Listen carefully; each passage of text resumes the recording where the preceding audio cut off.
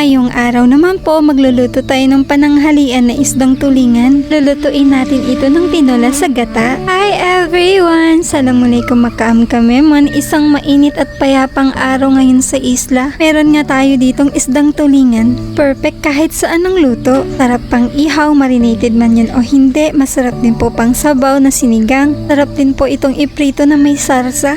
Kahit anong luto dito ay napakasarap ng isda na to. Isa to sa favorite ko. At dahil masusunod ang ating tatay, ni-request niya dito ay ang tinolang na may gata. Pero bago ang lahat, linisan muna natin itong isda at hati-hatiin natin. Dito sa paglilinis at pag-slice ng isda ay kailangan mo ng matalas na kutsilyo para maiwasang malamog yung laman. Lalo na po kung yung isda mo ay hindi na sariwa. Bang kasi dahing bay nalabayan ayos no petak isina na bang kita makay laring tompol na ni bate sinagol. Elokdang go matamangan. Kita tapok-pok makasando. Charot lang po. Umbal niya batihi nga Siyempre, pagkatapos natin maglinis ng isda, kailangan din nating linisan itong ating pinag-slicean. Nang natapos na ako sa paglilinis, ayan, sinuot ko ulit ang aking pandong na patadyong. Napakainit po kasi ngayon dito sa isla. Dating ng bahay ay nilinisan ko ulit ang ating isda dahil nga ito'y madugo. Kailangan natin linisan ng mabuti para matanggal yung lansa.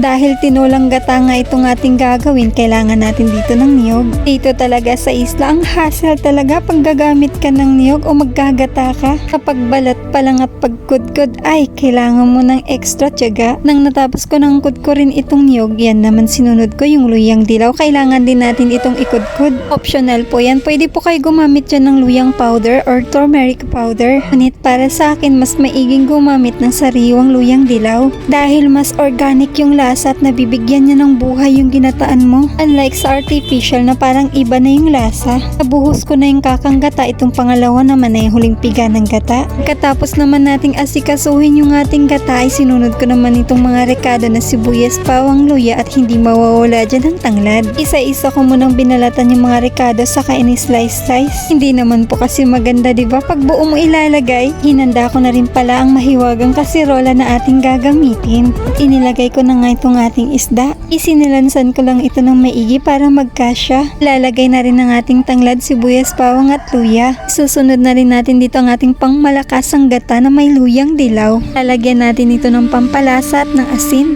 Takpan, saka natin isalang.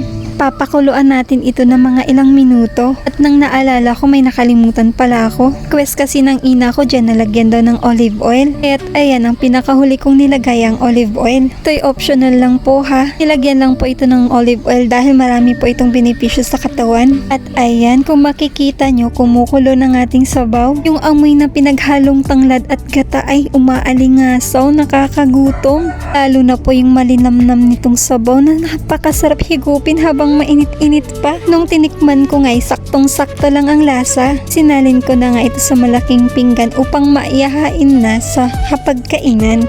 Yun lang po. Thank you for watching sa inyong lahat.